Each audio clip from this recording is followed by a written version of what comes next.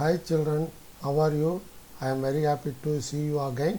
Today we are going to study about the second lesson, human reproduction. In that we are going to study gametogenesis and the menstrual cycle. What is the meaning of gametogenesis? Gametogenesis is the process of formation of gametes. Two types of gametes are there. One is sperm and ovum. Sperms are produced by testes by male and ova are produced by ovaries. They are present in female. You know very well, students, these gametogenesis are occurring in sexually reproducing organisms. Meiosis plays an important role to maintain constant chromosome number generation after generation. There are two types of gametogenesis. One is spermatogenesis and another one is oogenesis. Spermatogenesis occurs in male, that is in testes, to produce sperm, and oogenesis occurs in female, that is in ovary, to produce ova. And now we are going to see gametogenesis. Before we enter into the topic, student, you must know the meaning for some terminologies: spermatogonia, spermiogenesis, and spermiation. The sperm mother cells are called spermatogonia, and spermatids are transformed into mature spermatozoa by the process called spermiogenesis. Spermiation is the release of sperm into the cavity of seminiferous tubules. Students, sometimes they may ask question, what is the difference between spermatogenesis and spermiogenesis? Spermatogenesis is the entire process of production of spermatozoa, and spermiogenesis means how the spermatids are transformed into mature spermatozoa. Now we pass on to the events that take place in spermatogenesis. Now you know very well, the spermatogonia are diploid. They have 2n. The chromosome number of these cells are 23 pairs or 46 chromosome. It undergoes mitotic cell division to produce primary spermatocytes. The primary spermatocytes are also diploid. Student, you have to understand, this is produced at the end of mitotic.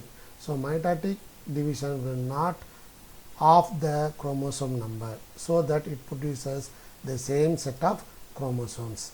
Sometimes they may ask question, one more question, what is the chromosome number in primary spermatocyte? It is diploid, that means 46 chromosome. Now the primary spermatocyte undergoes meiosis to produce two secondary spermatocytes. The secondary spermatocytes are haploid. So why? Because it is produced by meiosis 1. Now the secondary spermatocytes again undergoes meiosis 2, and thereby it produces 4 spermatids. The 4 spermatids are haploid in number, and it undergoes spermiogenesis. So immature spermatozoa are converted into the mature spermatozoa by the process called spermiogenesis, and later they are released into the cavity of seminiferous tubules by the process called spermiation. The entire process takes place 64 days, and per day nearly 200 million sperms are produced. Now this is a schematic representation of how the sperms are produced. Now it is a testis, and you know very well, it is richly supplied with the coiled seminiferous tubule. Thus, when you see the cross section of the seminiferous tubule, you can see the germ cells. The germ cells are diploid in nature. So when they undergo meiosis and other process, as we have studied here, it continues. So this is testis. From there all the processes are taking place. From there epididymis starts. The epididymis is the storehouse of the sperm. It is temporarily stores the sperms, and vasa differentia that transport the sperm. Now what are the hormones involved in the spermatogenesis? Students, you know very well, the pituitary gland. It is the master gland of endocrine system. Now it is controlled by another endocrine gland, that is hypothalamus, The hypothalamus produces gonadotropin releasing hormone GnRH. Students sometimes they may ask expand GnRH. So what is that? Gonadotropin releasing hormone. Now it acts on the pituitary gland to produce LH and FH. So what is LH? Luteinizing hormone. FH, follicle stimulating hormone. LH acts on Leydig cells to produce testosterone. Now the testosterone is very important for the production of sperm, that is a spermatogenesis. And now you pass on to the FSH. You know very well, FSH means follicle stimulating hormone. It acts on the Sertoli cells. The Sertoli cells are present inside the testis. Now they produce androgen binding proteins A, B, P. These are all very important for spermiogenesis. So students, you can understand the spermatogenesis. For spermatogenesis, testosterone are very important. For spermiogenesis, androgen binding proteins are very important. This is about the hormones involved in spermatogenesis. What are the hormones? Gonadotropin releasing hormone produces gonadotropins. There are two types of gonadotropins. One is LH and FH. Now spermatozoa, structure of spermatozoa. This is the structure of spermatozoa. Students, you know very well, for every fetus nearly 200 to 300 million sperms are produced, and out of that 60% must have normal shape, of which at least 40% must show vigorous motility. So what is motility? You know very well, the sperms can move. That is called motility, the ability to move. The ability to move. Now what are the parts present in the spermatozoa? One is head, very short neck, body, that is middle piece, and a long tail. These are all the parts of the sperm. First one, head. The head consists of two parts. One is acrosome and nucleus. The acrosome is the first part, and next it has a large nucleus containing the chromosome materials. The chromosome materials are present inside the nucleus. Next one, there is a short neck. A short neck, it has proximal centriole and distal centriole. These are very important for cell division. And here in the middle piece, it is very important because it has mitochondria. You know very well, mitochondria is the powerhouse of the cell. And at the same time, in the acrosome, that is in the head, you can find Golgi bodies. The Golgi bodies are secretory in nature. Mitochondria are producing energy, and Golgi bodies are very important to secrete hyaluronidase enzyme. Now pass on to the mitochondria. The mitochondria, here it is present in the spiral form, so we call it is a Nibenkan. The Nibenkan is nothing but mitochondrial spiral. It is a site of energy production. So for the movement of the sperm, the energy is derived from the mitochondria. And last part is a long tail. There is a central axial filament that is called axoneme, and out of that, here you can find the protoplasmic sheath. It is covered by the protoplasmic sheath. It is a structure of the spermatozoa. Next one, oogenesis. So what is oogenesis? Here already you know the meaning for genesis. It is the production or formation, and here ovum is produced. The female gamete is called ovum or egg, and singular of ovum is ovum and plural form of ovum is ova. Here it takes place in the ovaries. Like spermatogenesis, here also we have some technical terms, that is oogonia. So what is oogonia? It is a egg mother cell. Egg mother cell. Children, now we pass on to oogenesis. Here the oogonia undergoes mitotic cell division so that it produces primary oocyte. These two are diploid in nature, that is it has 23 pairs or 46 chromosomes. Now the primary oocytes are surrounded by single layer of granulosa cells to form the primordial or primary follicle cells. Here primary follicle cell, secondary follicle cell and tertiary follicle cells are produced. The primary follicle cells get surrounded by many layers of granulosa cells and a new theca layer to form the secondary follicle. A fluid-filled space, the antrum develops in the follicle and gets transformed into tertiary follicles. So here primary, secondary and tertiary follicle cells are produced.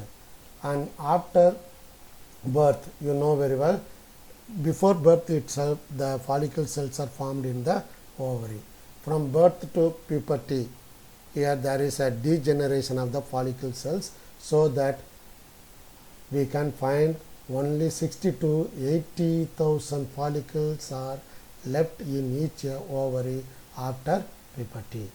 Now the primary oocyte undergoes unequal division. See here, one is larger and another one is smaller. The smaller one is called first polar body, that later disintegrate. The secondary oocyte again undergoes meiosis II and thereby it produces secondary polar body and ovum. Now the functional ovum is formed in the Graafian follicles. The tertiary follicle eventually becomes mature follicle. Later they form ovum. Each primary oocyte gives rise to only one haploid ovum. But in the case of spermatogenesis, you can find 4 haploid sperms. But here only one haploid ovum is produced. Yes children, now we are going to study the structure of human ovum. It is non-cludoic, elliptical and microscopic. What is the meaning of non-cludoic? Here there is no cell at all, so we call it is a non-cludoic. And what is the example for cludoic egg? You can see outer covering shell in the case of hen's egg, so that comes under cludoic. But human ovum is non-cludoic. Elliptical, absence of yolk. There is no yolk inside the human ovum and it is very small, so that we call microscopic. What are the parts present in the human ovum? It contains a large amount of cytoplasm, that is called ooplasm, contains nucleus, that is germinal vesicle. Then there are 3 layers. What are they? One is corona radiata, then zona pellucida, then vitelline membrane. The corona radiata is the outermost layer and thick coat of the follicular cells, and zona pellucida is a middle and it is thick. Vitelline membrane is innermost layer, thin and transparent. It is about the structure of human ovum. Sometimes they may ask for 5 mark question. Now this is a diagrammatic representation of both spermatogenesis and oogenesis. Sometimes they may ask you differentiate between spermatogenesis and oogenesis. Next we pass on to menstrual cycle. It is a cyclic event starting from one menstrual period till the next one is called the menstrual cycle, during which cyclic changes occurs in the endometrium every month. So menstrual cycle is otherwise called ovarian cycle. It takes place approximately 28 or 29 days during the reproductive life of a female from menarche, that means puberty, to menopause, that is stoppage of menstrual cycle, except during pregnancy. Now what are the stages present? What are the phases present? First one, menstrual phase, 3 to 5 days. Follicular or proliferative phase, 5th day. Ovulatory phase, that is the 14th day. And last one, luteal or secretory phase. Now we pass on to the different stages. These are all the different phases we explain with the help of the diagram. See here, In the diagram you can find the first one is menstrual phase. Students, you can observe this one. The menstrual flow occurs 3 to 5 days. It is due to the breakdown of the endometrial wall. Here there is a decline of progesterone and estrogen. There is no progesterone and estrogen produced, and this menstruation occurs only if the released ovum is not fertilized. Absence of menstruation may be an indication of pregnancy. Next, we pass on to the follicular phase. Follicular phase, that is the second stage. Here from the fifth day it starts. The primary follicle matures to the Graafian follicles, and the endometrium walls they regenerate through proliferation, and there is a production of the gonadotropins like FSH and LH. It stimulates the follicular development and secretion of estrogen by follicle cells. And next one, the ovulatory phase. It takes from the 14th day. From the 14th day it starts. Maximum secretion of LH and SH takes place here, and Graafian follicles and release of ovum from the ovary wall takes place in the ovulatory phase. The release of ovum is called ovulation. And last one, luteal phase. It lasts from 25th to 28th days. The corpus luteum secretes large amount of progesterone. Here you can find a large amount of progesterone. Why it is produced a large amount of the progesterone? It is essential for maintenance of the endometrial wall. If fertilization takes place, it gives the way for implantation of fertilized ovum. The uterine wall secretes nutritious fluid in the uterus for the developing fetus. So this phase is called secretory phase. In the diagram also you can find it is ovum, and here the Graafian follicle is produced, one mature follicle is present, and by the process of ovulation, what is ovulation? Release of ovum, and it produced one ovum, and now there is a formation of the transitory endocrine gland, corpus luteum. The corpus luteum, already we told, it produces, that is a transitory endocrine gland. It secretes a large amount of progesterone, and there is no fertilization. It leaves a scar tissue called corpus albicans. Now this is about the hormone levels in different phases. Students, this may be asked one more question. You understand it is not present in your book, you can note it down. In menstrual phase, decline in the level of progesterone and estrogen. In follicular phase or proliferative phase, gonadotropins like FSH, LH and secretion of estrogen takes place. In ovulatory phase, both LH and FSH attain peak level. In luteal or secretory phase, progesterone, which is essential for the maintenance of endometrium, attains the peak level. Menstrual hygiene, why we need? It is vital for good health, well-being, dignity, empowerment and productivity of the woman. The impact of poor menstrual hygiene on girls is increased stress level, fear, embarrassment during menstruation, inactive during such period leading to absenteeism from school. How we can maintain the high menstrual hygiene? So these are all the methods by which we can maintain the menstrual hygiene. Menopause. Menopause is the phase in a woman's life when ovulation and menstruation stops. So menstrual cycle stops, that is called menopause. The average age of menopause is 45 to 50 years. Without sufficient estrogen, reproductive organs atrophy take place, and irritability and depression result.